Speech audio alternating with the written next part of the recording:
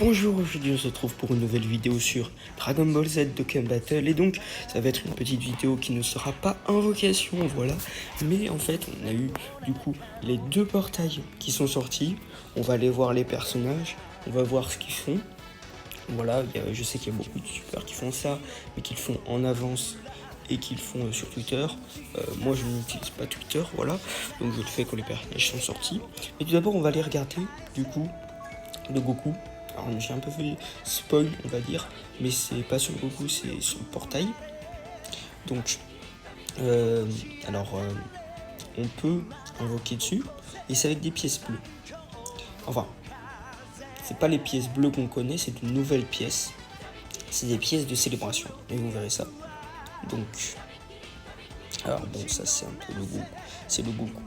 Alors aussi autre chose que j'ai vu qui était marqué là normalement. Nous offrons des réductions incroyables sur les multi-invocations pendant 400 heures à l'occasion de la célébration invocation légendaire. Voilà. Ok, donc c'est comme d'habitude, il y a des réductions. Sauf que les réductions, il n'y a pas de promo sur les 3 premières multis. Alors je sais plus si c'est Kalanif qui font ça, mais je crois en tout cas que les tickets invocation, on a 3 par multi, c'est à chaque anniversaire. Et le téléchargement, les deux, il y a tout le temps. Alors là, il n'y a pas. Bon. Ça va être des choses en moins. Ensuite, ça, c'est les invocations du Quake, mais c'est les packs. Et à propos du trésor, du coup, pièces célébration. Voilà, le nouveau trésor. Et les nouvelles pièces qui sont sorties. Alors, dans la célébration invocation légendaire avec Pierre Dragon, vous pouvez obtenir une pièce célébration chaque fois que vous utilisez 5 pierres dragon. Donc, c'est comme d'habitude. De plus, les célébrations du dragon sacré et les célébrations de l'ascension du dragon vous permettent aussi d'obtenir les pièces célébration. Alors, célébration du dragon sacré, je sais pas si c'est... je sais pas ce que c'est. Voilà, célébration du dragon sacré, je sais pas ce que c'est. Par contre, je sais que la célébration de l'ascension du dragon, c'est le taux doublé qu'on a chaque année. Voilà, on l'avait eu... on avait eu God Quit, et la Jap avait eu Mirai Gohan et Trunks. Enfin, Mirai Gohan et Mirai Trunks. Mais donc voilà, je sais. Donc sur ces portails, ce sera aussi des pièces célébration. Les pièces célébration obtenues peuvent être utilisées dans le lieu d'échange pour recruter des personnages. Ça c'est classique, voilà, logique. Et donc 500 pièces de célébration peuvent être échangées contre des personnages pouvant atteindre la rareté LR avec le éveil Dokkan. Et 200 pièces célébration peuvent être échangées contre les personnages en vedette autres que ceux-ci. Alors ça veut dire qu'on peut avoir des personnages...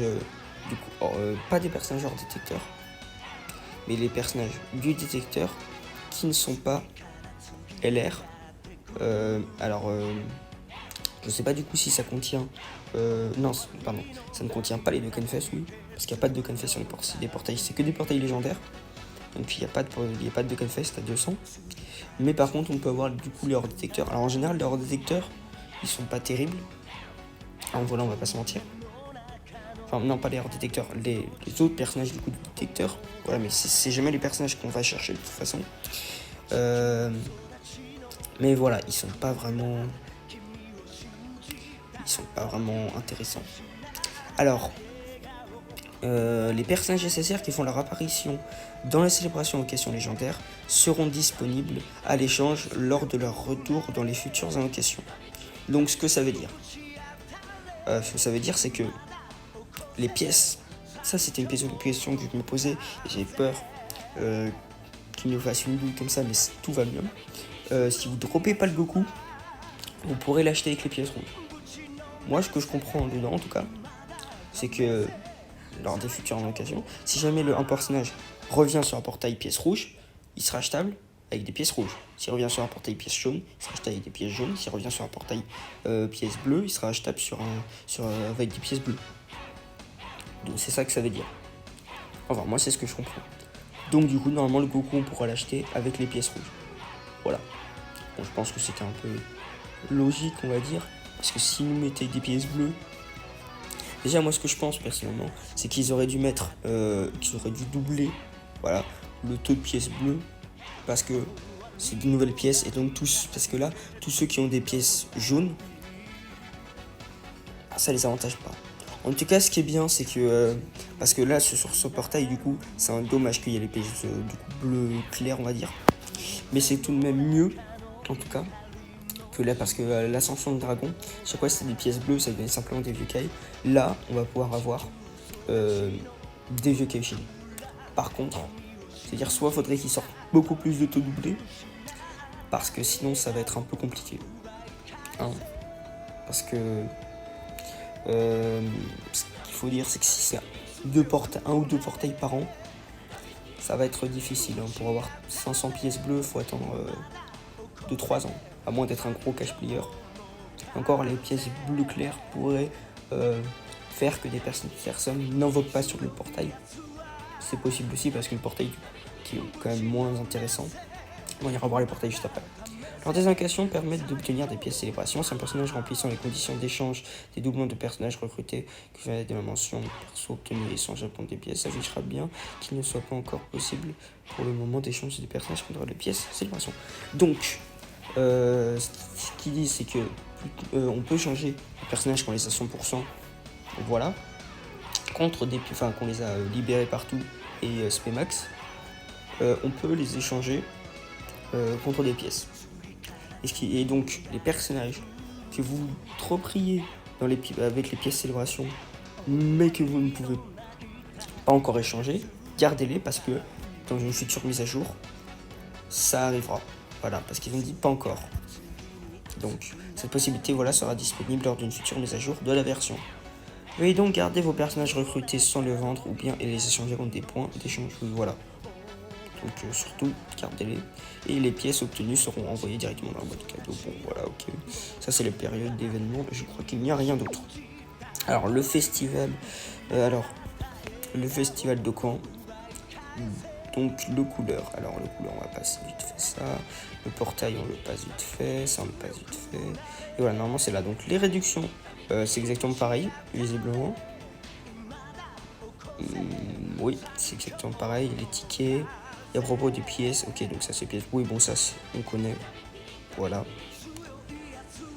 Alors, allons voir les portails du coup.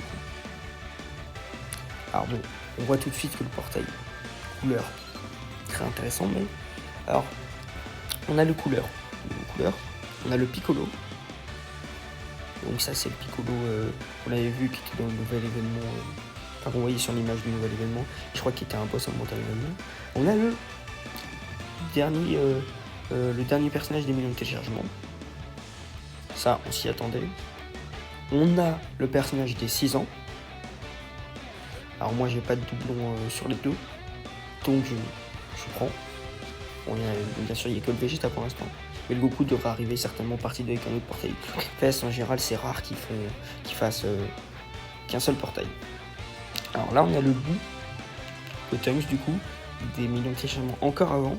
Bon, celui-là, je crois qu'il est avec 2 ou 3 doublons. Pas un. Par contre, ça, je suis très content. Très content parce que j'ai invoqué dessus. J'ai rien eu.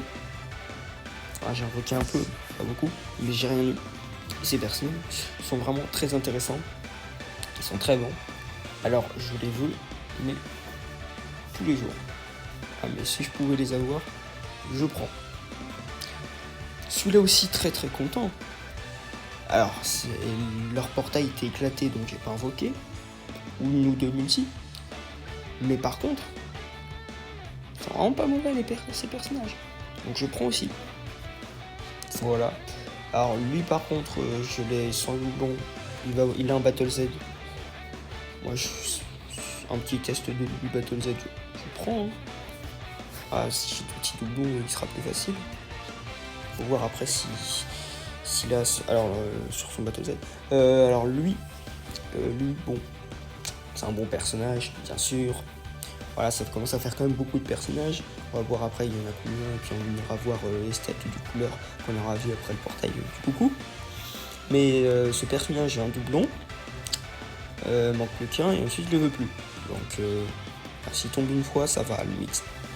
Couleur, du coup, sur les tickets, j'ai mis un doublon.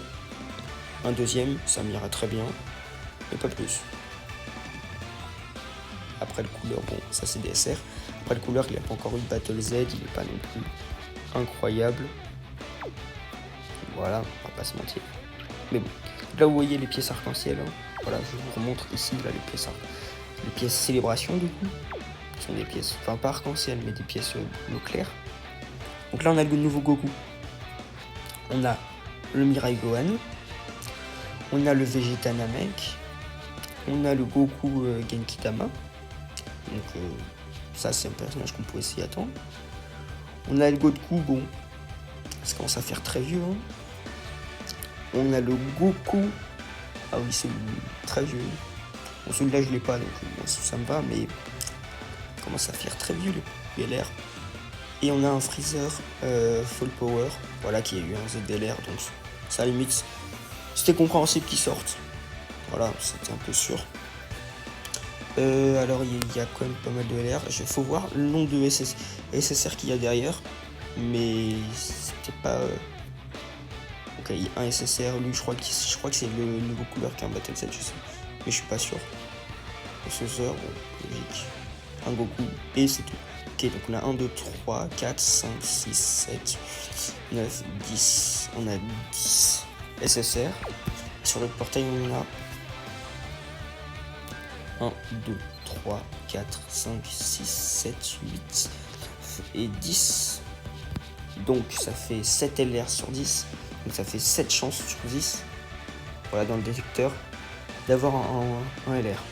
Ce qui est quand même vraiment pas mal. Alors je crois qu'il est en tout. Je suis pas sûr qu'il est en tout doublé. Parce que vraiment les pièces célébration sont c'est sur des portails, du coup, au moins les portails tout doublés. Mais lui, il n'a pas l'air du tout en tout doublé. Normalement, célébration occasion légendaire. Il n'y a pas marqué célébration du dragon. Je ne crois pas. Il y a marqué nulle part qu'il est en tout doublé, donc je ne pense pas. On va aller regarder vite fait les artworks. Alors déjà rien comme ça, sans animation, ça a l'air exceptionnel. Un peu classique l'animation, mais ça passe. Ça passe très très bien, franchement.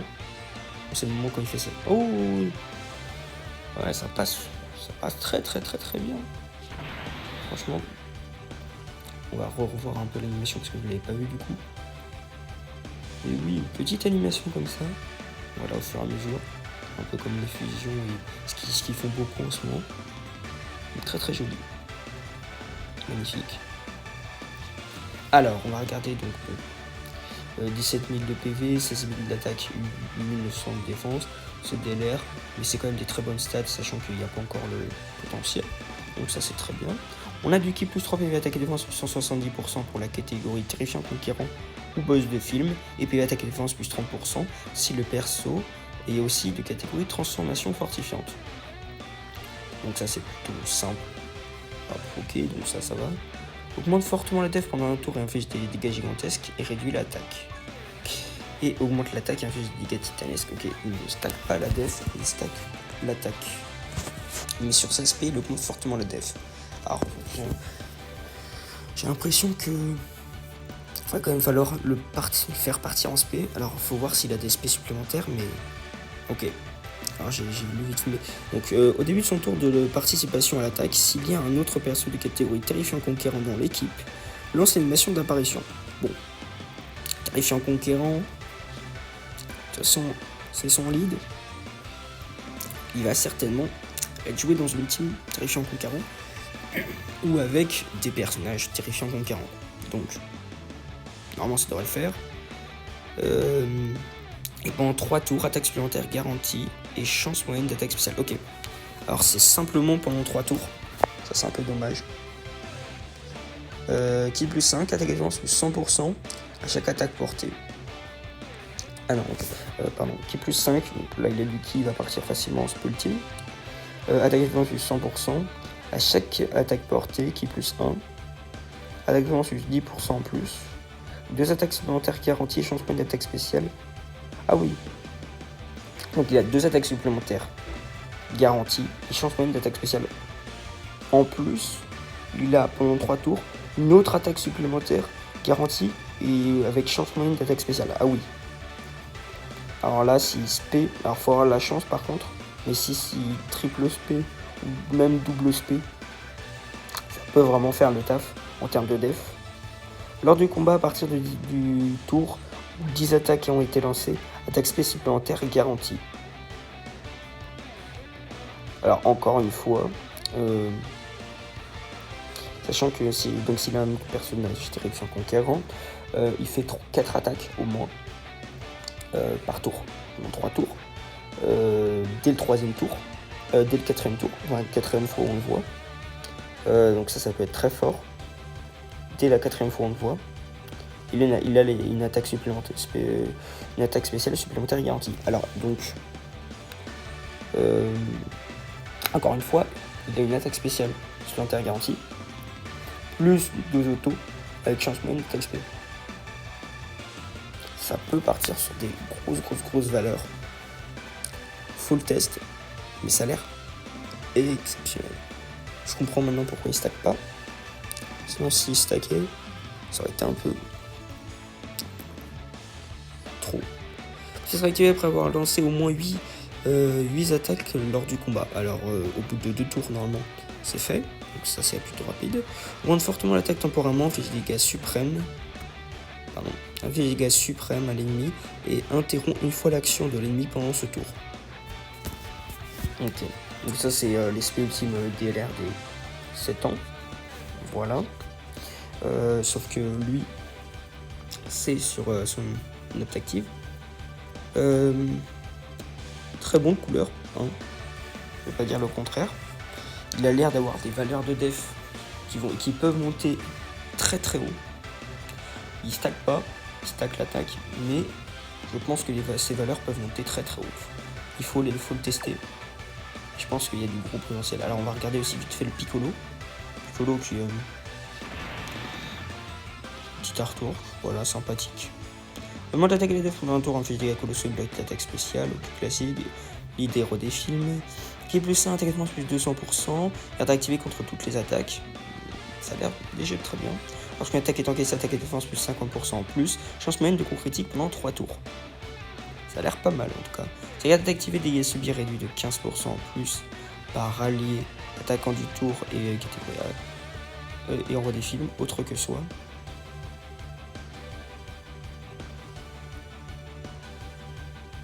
Alors ce personnage il a l'air de devoir se jouer devant. Enfin, pas devoir, mais si on le joue devant, il a l'air de faire vraiment le taf. Faut le test, lui aussi faut le test. Je vais voir si je le drop, mais c'est un support qui va très bien tanker, donc il a l'air pas mal. Qui est plus 2, défense plus 30% pour tous les alliés de classe super. Et s'il y a un ennemi de classe extrême, attaque plus 30% en plus pour tous les alliés de classe super. Bon, il rajoute de la def. Si jamais il y a un ennemi de classe extrême, il rajoute de l'attaque. L'attaque, c'est pas vraiment ce qui nous importe le plus, c'est la def. Heureusement qu'ils n'ont pas mis l'inverse. C'est très bien. Alors, pardon. Ensuite, en face d'un seul ennemi, attaque défense plus 50% en plus. Et s'il y a 2 ennemis ou plus, défense plus 100%. Donc, en Super Battle Road, ça peut faire le taf. Même, il va être très bon parce qu'il bloque l'attaque spéciale. Voilà. Et il a une très bonne def. Donc, Super Battle Road et Road Film, je sais pas s'il y a un extrême Battle Road qui est déjà sorti, mais en tout cas, il va faire bien le taf. Le Goku. Alors, le Goku qui a une animation. Oh là là. Trop belle l'animation. Oh là là, c'est pas fini en plus.